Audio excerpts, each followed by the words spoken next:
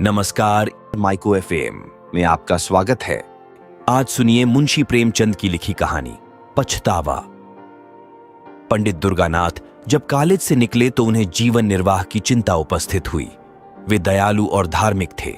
इच्छा थी कि ऐसा काम करना चाहिए जिससे अपना जीवन भी साधारणतः सुखपूर्वक व्यतीत हो और दूसरों के साथ भलाई और सदाचरण का भी अवसर मिले। वे सोचने लगे, यदि किसी कार्यालय में क्लर्क बन जाऊं तो अपना निर्वाह हो सकता है, किंतु सर्वसाधारण से कुछ भी संबंध न रहेगा। वकालत में प्रविष्ट हो जाऊं तो दोनों बातें संभव हैं, किंतु अनेकानेक यत्न करने पर भी अपने को पवित्र रखना कठिन होगा। पुलिस विभाग में दीन पालन और परोपकार के लिए बहुत से अवसर मिलते रहते हैं, किंतु एक स्वतंत्र और सद्विचार प्रिय मनुष्य के लिए वहां की हवा हानिप्रद है। शासन विभाग में नियम और नीतियों की भरमार रहती है। कितना ही चाहो पर वहां कराई और डांट डपट से बचे रहना असंभव है। इसी प्रकार बहुत सोच विचार के पश्चात उन्होंने निश्चय किया कि किसी जमींदार के यहां मुख्ताराम बन जाना चाहिए। वेतन तो अवश्य कम मिलेगा, किंतु दीन खेतीहरों से रात दिन संबंध रहेगा, उनके साथ सद्व्यवहार का अवसर मिलेगा, साधारण जीवन निर्वाह होगा और विचार दृढ़ होंगे। कुंवर विशाल सिंह जी एक संपत्तिशाली जमींदार थे। पंत दुर्गानाथ ने उनके पास जाकर प्रार्थना की कि मुझे भी अपनी सेवा में रखकर कृतार्थ कीजिए। कुंवर साहब ने इन्हें सिर से पैर तक देखा और कहा, पंडित जी, आपको अपने यहां रखने में मुझे बड़ी प्रसन्नता होती, किंतु आपके योग्य मेरे यहां कोई स्थान नहीं देख पड़ता। दुर्गानाथ ने कहा, मेरे लिए किसी विशेष स्थान की आवश्यकता नहीं है। मैं हर एक काम कर सकता हूं। वेतन आप जो कुछ प्रसन्नता पूर्वक देंगे मैं स्वीकार करूंगा। मैंने तो यह संकल्प कर लिया है कि सिवा किसी रईस के और किसी की नौकरी न करूंगा। कुंवर विशाल सिंह ने अभिमान से कहा, रईस की नौकरी नौकरी नहीं, राज्य है। मैं अपने चपरासियों को 2 रुपया माहवार देता हूं और वे तंजेब के अंगरखे पहनकर निकलते हैं। उनके दरवाजों पर घोड़े बंधे हुए हैं। मेरे कारिंदे 5 रुपये से अधिक नहीं पाते, किंतु शादी विवाह वकीलों के यहां करते हैं। न जाने उनकी कमाई में क्या बरकत होती है। बरसों तनख्वाह का हिसाब नहीं करते। कितने ऐसे हैं जो बिना तनख्वाह के कारिंदगी या चपरासगिरी को तैयार बैठे हैं, परंतु अपना यह नियम नहीं। समझ लीजिए, मुख्ताराम अपने इलाके में एक बड़े जमींदार से अधिक रोब रखता है। उसका ठाट बाट और उसकी हुकूमत छोटे छोटे राजाओं से कम नहीं। जिसे इस नौकरी का चस्का लग गया है, उसके सामने तहसीलदारी झूठी है। पंडित दुर्गानाथ ने कुंवर साहब की बातों का समर्थन किया, जैसा कि करना उनकी सभ्यतानुसार उचित था। वे दुनियादारी में अभी कच्चे थे। बोले, मुझे अब तक किसी रईस की नौकरी का चस्का नहीं लगा है। मैं तो अभी कॉलेज से निकला आता हूं और न मैं इन कारणों से नौकरी करना चाहता हूं जिनका कि आपने वर्णन किया, किंतु इतने कम वेतन में मेरा निर्वाह न होगा। आपके और नौकर असामियों का गला दबाते होंगे। मुझसे मरते समय तक ऐसे कार्य न होंगे। यदि सच्चे नौकर का सम्मान होना निश्चय है तो मुझे विश्वास है कि बहुत शीघ्र आप मुझसे प्रसन्न हो जाएंगे। कुंवर साहब ने बड़ी दृढ़ता से कहा, हां, यह तो निश्चय है कि सत्यवादी मनुष्य का आदर सब कहीं होता है, किंतु मेरे यहां तनख्वाह अधिक नहीं दी जाती। जमींदार के इस प्रतिष्ठा शून्य उत्तर को सुनकर पंडित जी कुछ खिन्न हृदय से बोले, तो फिर मजबूरी है। मेरे द्वारा इस समय कुछ कष्ट आपको हो तो क्षमा कीजिएगा, किंतु मैं आपसे कह सकता हूं कि ईमानदार आदमी आपको सस्ता न मिलेगा। कुंवर साहब ने मन में सोचा कि मेरे यहां सदा अदालत कचहरी लगी ही रहती है। सैकड़ों रुपये तो डिग्री और तजवीजों तथा और अंग्रेजी कागजों के अनुवाद में लग जाते हैं। एक अंग्रेजी का पूर्ण पंडित सहज ही में मिल रहा है। 100 भी अधिक तनख्वाह नहीं देनी पड़ेगी। इसे रख लेना ही उचित है। लेकिन पंडित जी की बात का उत्तर देना आवश्यक था। अतः कहा, महाशय, सत्यवादी मनुष्य को कितना ही कम वेतन दिया जाए, वह सत्य को न छोड़ेगा और न अधिक वेतन पाने से बेईमान सच्चा बन सकता है। सच्चाई का रुपये से कुछ संबंध नहीं। मैंने ईमानदार कुली देखे हैं और बेईमान बड़े बड़े धनाढ्य पुरुष, परंतु अच्छा, आप एक सज्जन पुरुष हैं। आप मेरे यहां प्रसन्नता पूर्वक रहिए। मैं आपको एक इलाके का अधिकारी बना दूंगा और आपका काम देखकर तरक्की भी कर दूंगा। दुर्गानाथ जी ने 20 रू मासिक पर रहना स्वीकार कर लिया। यहां से कोई 2.5 मील पर कई गांवों का एक इलाका चांद पार के नाम से विख्यात था। पंडित जी इसी इलाके के कारिंदे नियत हुए। पंडित दुर्गानाथ ने चांदपार के इलाके में पहुंचकर अपने निवास स्थान को देखा तो उन्होंने कुंवर साहब के कथन को बिल्कुल सत्य पाया। यथार्थ में रियासत की नौकरी सुख संपत्ति का घर है, रहने के लिए सुंदर बंगला है जिसमें बहुमूल्य बिछौना बिछा हुआ था, सैकड़ों बीघे की सीर, कई नौकर चाकर, कितने ही चपरासी सवारी के लिए एक सुंदर टांगन सुख ठाट बाट के सारे सामान उपस्थित।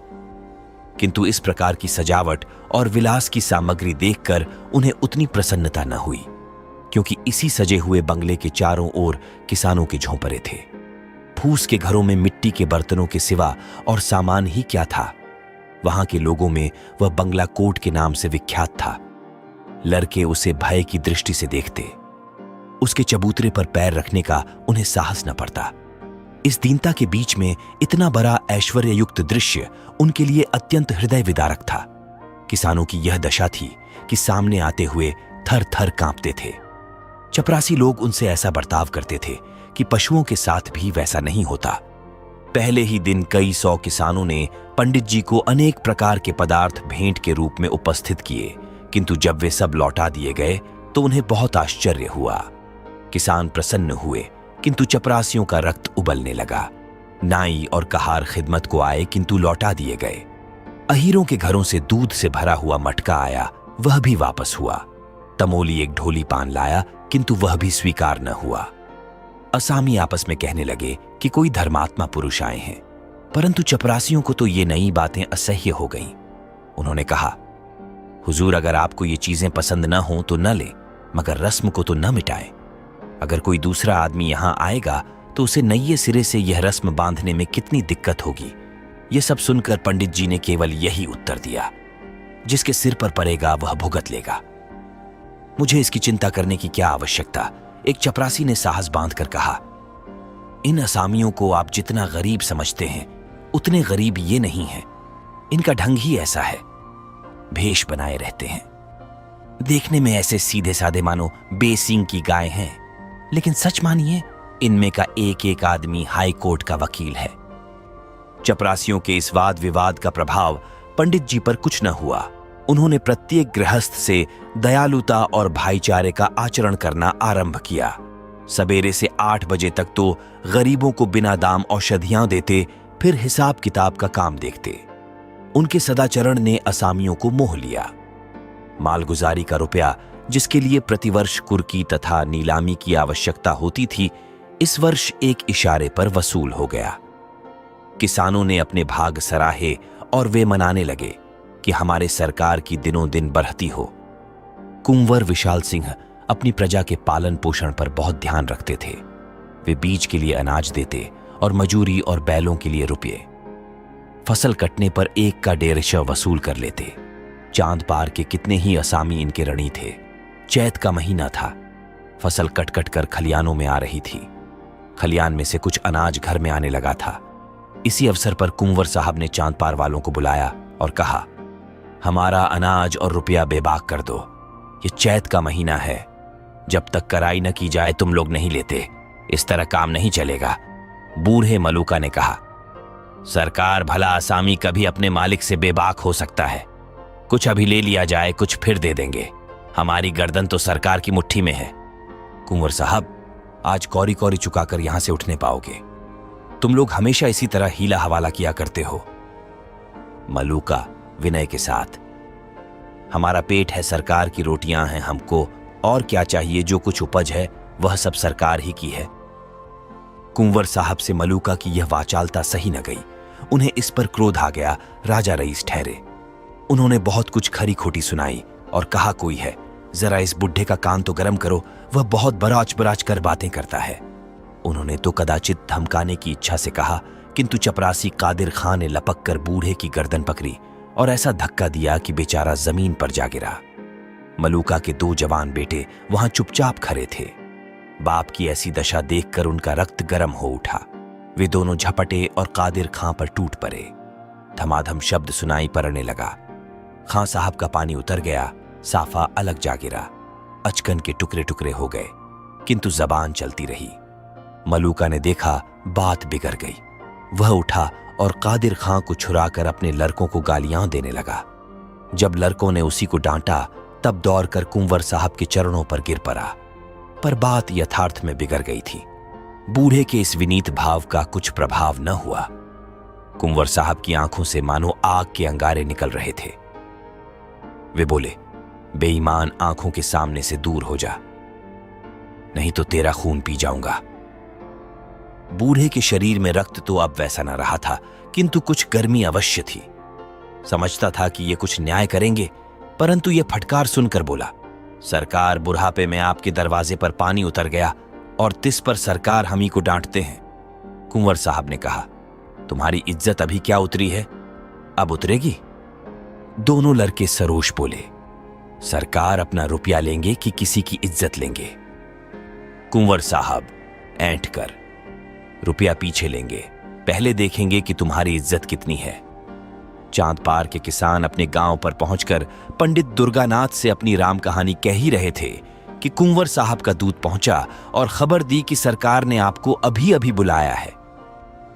दुर्गानाथ ने असामियों को परितोष दिया और आप घोड़े पर सवार होकर दरबार में हाजिर हुए। कुंवर साहब की आंखें लाल थीं, मुख की आकृति भयंकर हो रही थी। कई मुख्तार और चपरासी बैठे हुए आग पर तेल डाल रहे थे। पंडित जी को देखते ही कुंवर साहब बोले, चांद पार वालों की हरकत आपने देखी? पंडित जी ने नम्र भाव से कहा, जी हां, सुनकर बहुत शोक हुआ। ये तो ऐसे सरकश न थे। कुंवर साहब, ये सब आप ही के आगमन का फल है। आप अभी स्कूल के लड़के हैं, आप क्या जाने कि संसार में कैसे रहना होता है। यदि आपका बर्ताव असामियों के साथ ऐसा ही रहा तो फिर मैं जमींदारी कर चुका। ये सब आपकी करनी है। मैंने इसी दरवाजे पर असामियों को बांध बांध कर उल्टे लटका दिया है और किसी ने चूं तक न की। आज उनका यह साहस कि मेरे ही आदमी पर हाथ चलाएं। दुर्गानाथ कुछ दबते हुए, महाशय, इसमें मेरा क्या अपराध? मैंने तो जब से सुना है तभी से स्वयं सोच में पड़ा हूं। कुंवर साहब, आपका अपराध नहीं तो किसका है? आप ही ने तो इनको सिर चढ़ाया, बेगार बंद कर दी। आप ही उनके साथ भाईचारे का बर्ताव करते हैं, उनके साथ हंसी मजाक करते हैं। ये छोटे आदमी इस बर्ताव की कदर क्या जाने? किताबी बातें स्कूलों ही के लिए हैं, दुनिया के व्यवहार का कानून दूसरा है। अच्छा, जो हुआ सो हुआ। अब मैं चाहता हूं कि इन बदमाशों को इस सरकशी का मजा चखाया जाए। असामियों को आपने मालगुजारी की रसीदें तो नहीं दी हैं? दुर्गानाथ कुछ डरते हुए, जी नहीं, रसीदें तैयार हैं, लेकिन आपके हस्ताक्षरों की देर है। कुंवर साहब कुछ संतुष्ट होकर, यह बहुत अच्छा हुआ, शकुन अच्छे हैं। अब आप इन रसीदों को चिराग अली के सिपुर्द कीजिए। इन लोगों पर बकाया लगान की नालिश की जाएगी, फसल नीलाम कर लूंगा। जब भूखे मरेंगे तब सूझेगी। जो रुपया अब तक वसूल हो चुका है वह बीज और रण के खाते में चढ़ा लीजिए। आपको केवल यह गवाही देनी होगी कि यह रुपया मालगुजारी के मद में नहीं, कर्ज में वसूल हुआ है, बस। दुर्गानाथ चिंतित हो गए। सोचने लगे कि क्या यहां भी उसी आपत्ति का सामना करना पड़ेगा जिससे बचने के लिए इतने सोच विचार के बाद इस शांति कुटीर को ग्रहण किया था।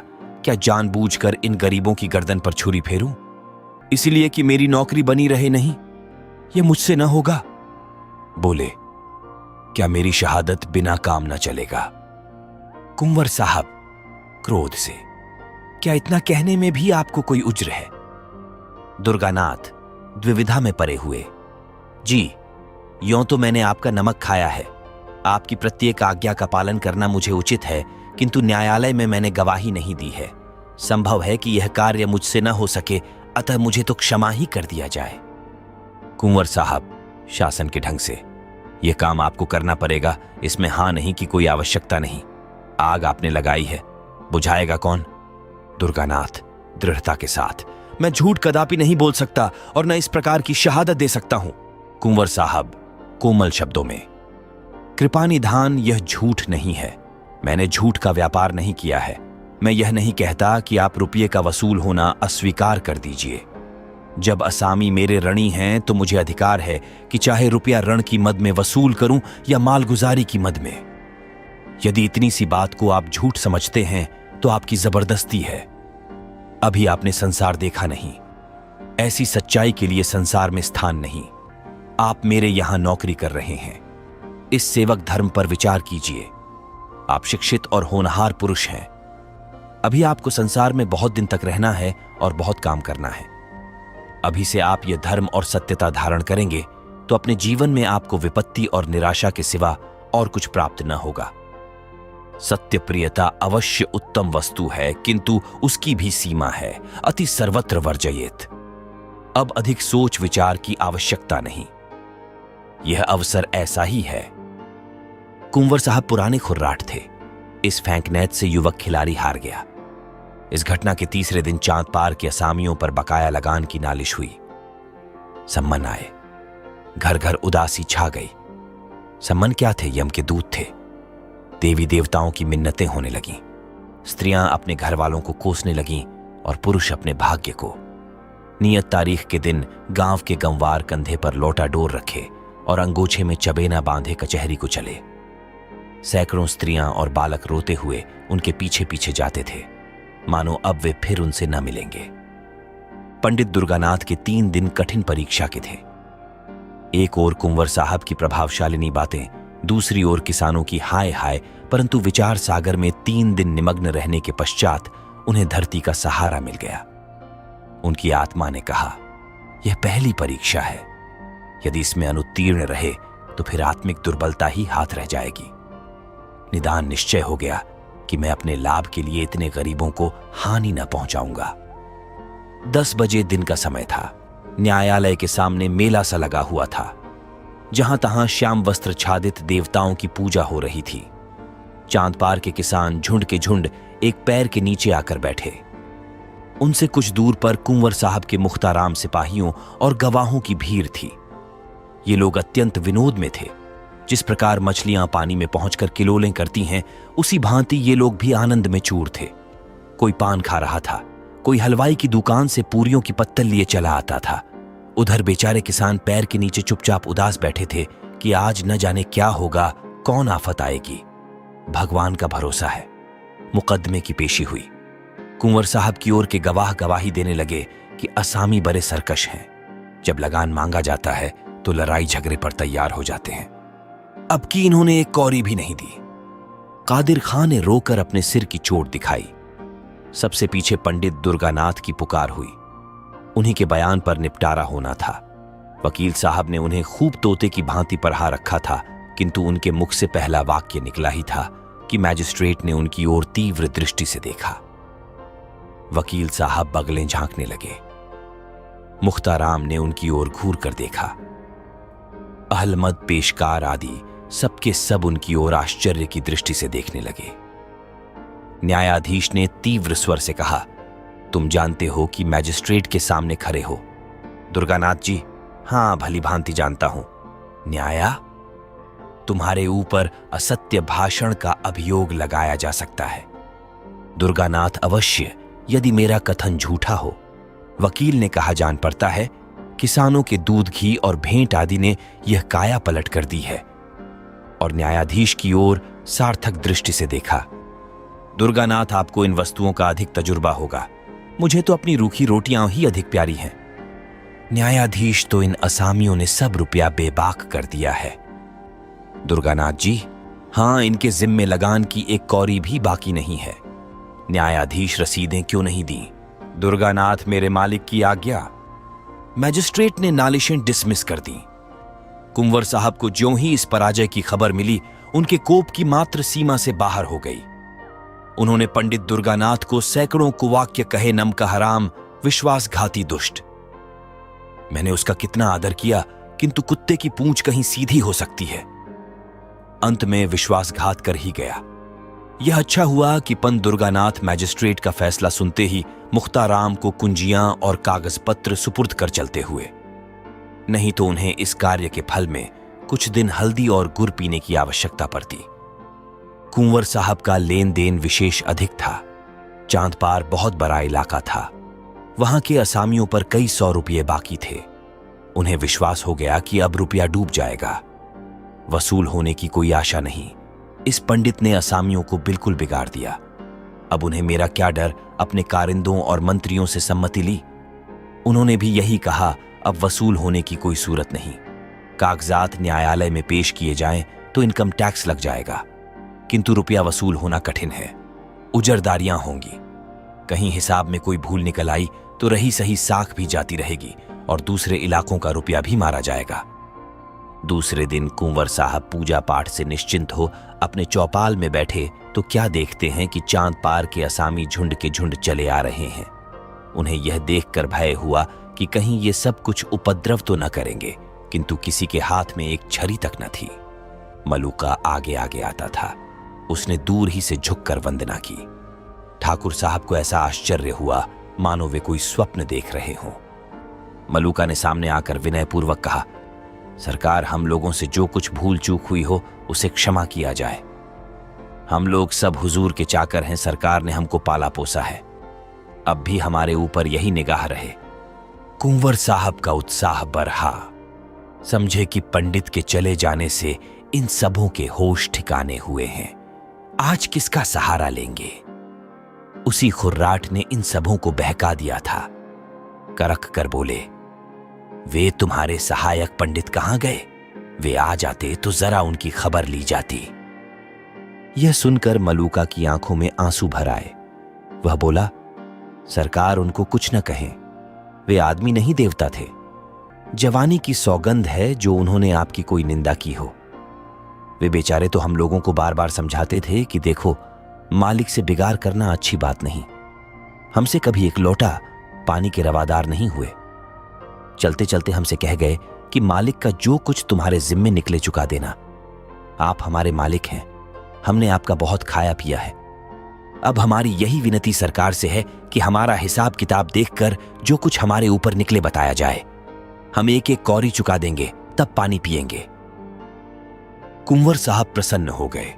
इन्हीं रुपयों के लिए कई बार खेत कटवाने पड़े थे, कितनी बार घरों में आग लगवाई, अनेक बार मारपीट की, कैसे कैसे दंड दिए। आज ये सब आपसे आप सारा हिसाब किताब साफ करने आए हैं। ये क्या जादू है? मुख्ताराम साहब ने कागजात खोले और असामियों ने अपनी अपनी पोटलियां, जिसके जिम्मे जितना निकला, बेकान पूंछ हिलाए उतना द्रव्य सामने रख दिया। देखते देखते सामने रुपयों का ढेर लग गया। 600 रुपया बात की बात में वसूल हो गया। किसी के जिम्मे कुछ बाकी न रहा। यह सत्यता और न्याय की विजय थी। कठोरता और निर्दयता से जो काम कभी न हुआ, वह धर्म और न्याय ने पूरा कर दिखाया। जब से ये लोग मुकदमा जीत आए, तभी से उनको रुपया चुकाने की धुन सवार थी। पंडित जी को वे यथार्थ में देवता समझते थे। रुपया चुका देने के लिए उनकी विशेष आज्ञा थी। किसी ने बैल, किसी ने गहने बंधक रखे। ये सब कुछ सहन किया, परंतु पंडित जी की बात न टाली। कुंवर साहब के मन में पंडित जी के प्रति जो बुरे विचार थे, सब मिट गए। उन्होंने सदा से कठोरता से काम लेना सीखा था। उन्हीं नियमों पर वे चलते थे। न्याय तथा सत्यता पर उनका विश्वास न था, किंतु आज उन्हें प्रत्यक्ष देख पड़ा कि सत्यता और कोमलता में बहुत बड़ी शक्ति है। ये असामी मेरे हाथ से निकल गए थे। मैं इनका क्या बिगाड़ सकता था? अवश्य वह पंडित सच्चा और धर्मात्मा पुरुष था। उसमें दूरदर्शिता न हो, काल ज्ञान न हो, किंतु इसमें संदेह नहीं कि वह निःस्पृह और सच्चा पुरुष था। कैसी ही अच्छी वस्तु क्यों न हो, जब तक हमको उसकी आवश्यकता नहीं होती, तब तक हमारी दृष्टि में उसका गौरव नहीं होता। हरी दूब भी किसी समय अशर्फियों के मोल बिक जाती है। कुंवर साहब का काम एक निःस्पृह मनुष्य के बिना नहीं रुक सकता था। अतएव पंडित जी के इस सर्वोत्तम कार्य की प्रशंसा किसी कवि की कविता से अधिक न हुई। चांद पार के असामियों ने तो अपने मालिक को कभी किसी प्रकार का कष्ट न पहुंचाया, किंतु अन्य इलाकों वाले असामी उसी पुराने ढंग से चलते थे। उन इलाकों में रगर जगर सदैव मची रहती थी। अदालत, मारपीट, डांट टपट सदा लगी रहती थी। किंतु ये सब तो जमींदार के श्रृंगार हैं। बिना इन सब बातों के जमींदारी कैसी, क्या दिन भर बैठे बैठे वे मक्खियां मारे। कुंवर साहब इसी प्रकार पुराने ढंग से अपना प्रबंध संभालते जाते थे।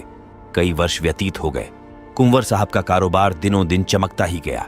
यद्यपि उन्होंने 5 लड़कियों के विवाह बड़ी धूमधाम के साथ किए, परंतु तिस पर भी उनकी बढ़ती में किसी प्रकार की कमी न हुई। हां, शारीरिक शक्तियां अवश्य कुछ कुछ ढीली पड़ती गईं। बड़ी भारी चिंता यही थी कि इतनी बड़ी संपत्ति और ऐश्वर्य को भोगने वाला कोई उत्पन्न न हुआ। भांजे, भतीजे और नवासे इस रियासत पर दांत लगाए हुए थे।